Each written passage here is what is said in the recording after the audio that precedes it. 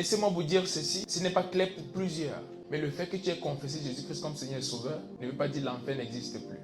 On en parle rarement parce que ce n'est pas la chose clé. On doit amener des personnes à aimer Dieu. On doit amener des personnes à servir Dieu par amour. Mais on ne doit pas aussi oublier qu'il y a un autre endroit en dehors du ciel. Il n'y a pas que le ciel qui existe.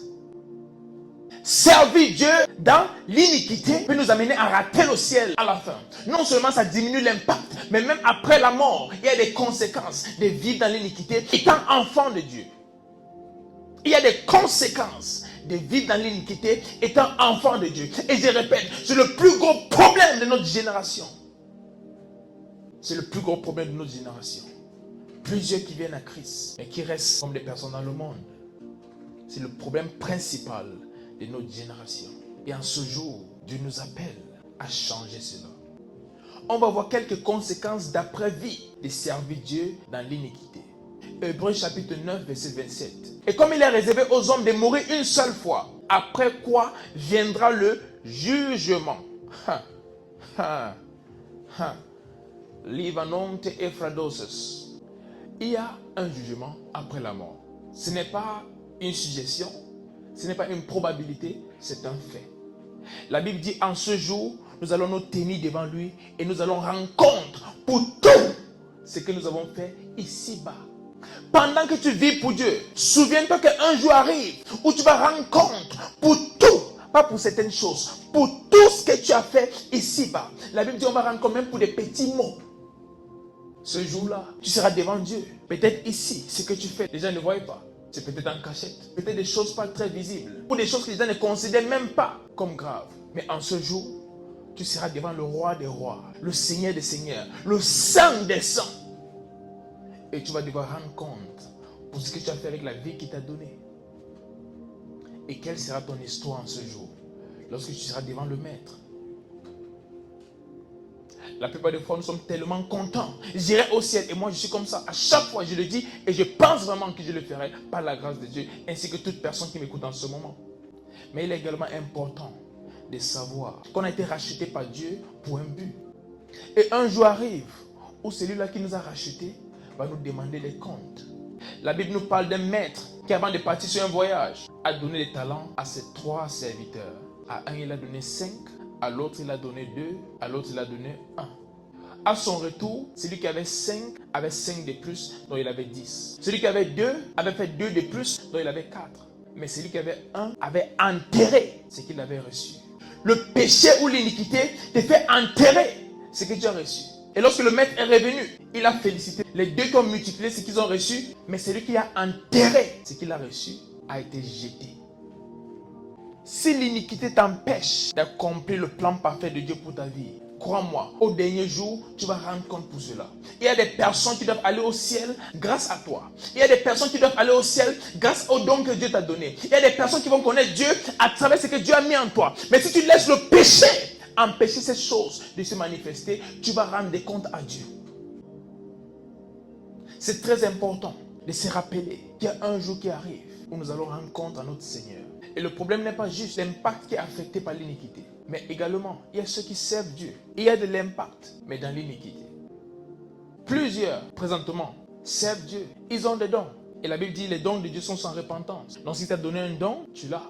Et c'est possible de servir Dieu avec ton don, vivant dans l'iniquité. C'est possible de servir Dieu sans toutefois faire ce que Dieu attend de toi. Mais la Bible nous dit, un jour arrive où nous allons rendre compte. Et dans le livre de Matthieu chapitre 7 au verset 22. Il est écrit, plusieurs me diront en ce jour-là, Seigneur, Seigneur, n'avons-nous pas prophétisé par ton nom?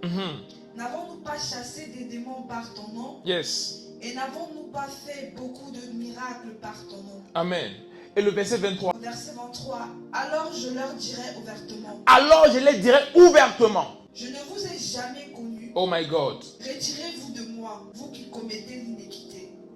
Je ne vous ai jamais connus. Retirez-vous de moi, vous qui commettez l'iniquité. Alors, on va prendre ça comme en français simple. Si le Seigneur Jésus-Christ ce jour te dit, retire-toi de moi, vous qui commettez l'iniquité. Pensez-vous que vous entrerez au ciel? Je ne crois pas. Le rôle de l'iniquité, ce n'est pas juste de nous empêcher de faire ce que Dieu nous a envoyé faire. Ce n'est pas juste de limiter l'impact, mais c'est également pour nous perdre à la fin. Aller avec le don, croyant que parce que je vois des choses, je peux dire des choses qui arrivent. Je peux prier pour des malades et ils sont guéris. Je peux chasser des démons. Alors pour cela, je me dis, j'ai une bonne vie avec Dieu et qu'au dernier jour, j'entrerai au ciel. C'est faux! Et plusieurs utilisent cela pour s'aveugler. Ils disent, si le Seigneur n'est pas avec moi, pourquoi je prophétise encore? Si le Seigneur n'est pas avec moi, pourquoi je guéris encore des malades? Si le Seigneur n'est pas avec moi, pourquoi les démons partent quand je parle? Si le Seigneur n'est pas content de moi, pourquoi je prophétise et les choses arrivent? Mais la Bible nous dit, plusieurs en ce jour diront, Seigneur, j'ai prophétisé en ton nom, j'ai chassé des démons en ton nom, j'ai fait plusieurs miracles en ton nom. Et la Bible nous dit, il va leur dire ouvertement, pas en cachette, ouvertement devant tout le monde, je ne vous ai jamais connu, retirez-vous de moi, vous qui commettez l'iniquité. Laissez-moi vous dire ceci, la pire chose à faire, c'est de vivre toute une vie, croyant qu'à la fin, on va se retrouver au ciel et qu'on soit choqué à la fin.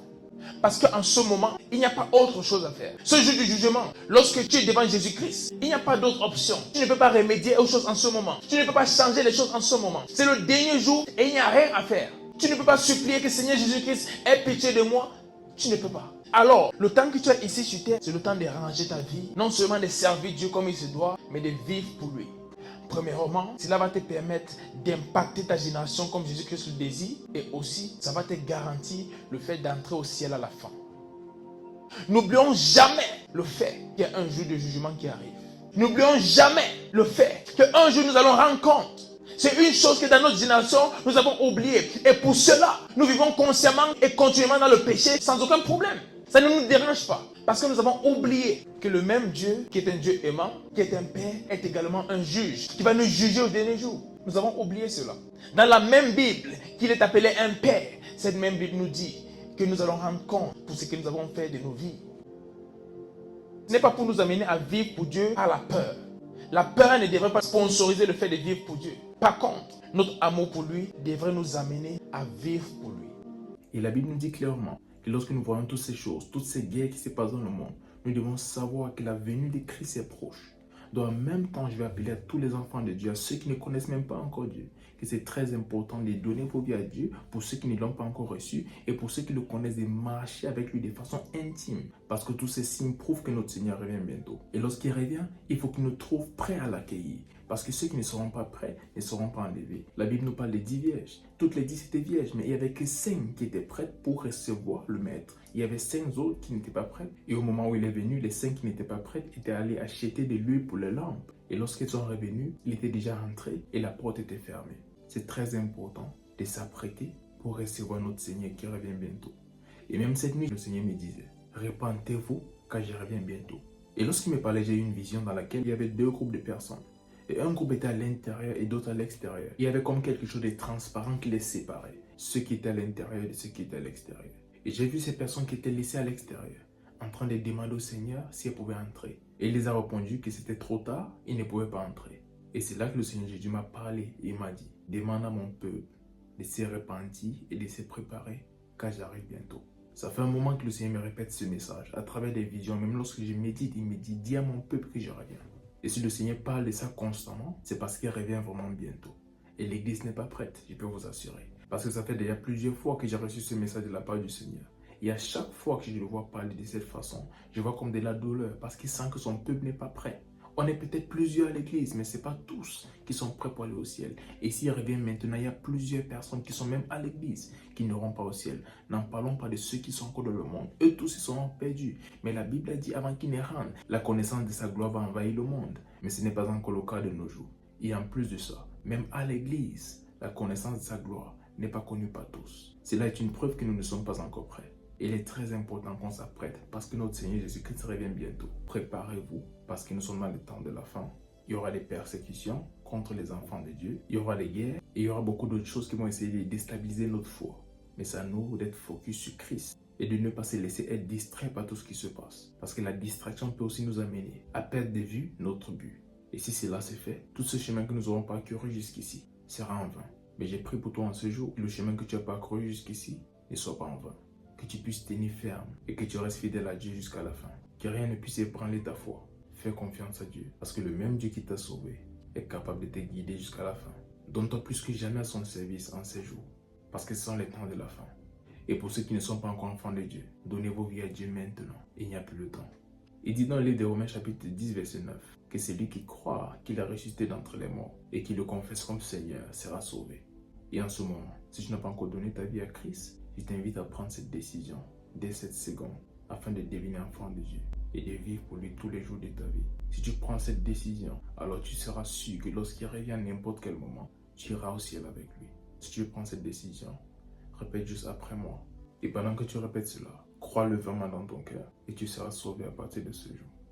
Dis Seigneur Jésus, merci pour ma vie. Merci pour tes projets pour moi. Je reconnais que je suis pécheur. Mais par le prix que tu as payé sur la croix, avec ton sang, tu m'as racheté. Je crois dans mon cœur que tu es ressuscité. Et en ce jour, je te confesse, Seigneur et Sauveur de ma vie. Et par la foi, je reçois le don de la vie éternelle. Merci Seigneur, car je suis né de nouveau. Je suis ton enfant. Les choses anciennes sont passées. Et voici toutes choses sont devenues nouvelles. Par ta grâce, je vivrai pour toi tous les jours de ma vie. Au nom puissant de Jésus. Amen. Félicitations. Si tu as fait cette prière, dès cet instant, tu es un enfant de Dieu. Cherche une bonne église dans ta ville et va y persévérer afin qu'il t'apprenne les voies de Dieu et la parole de Dieu. Marche intimement avec Dieu.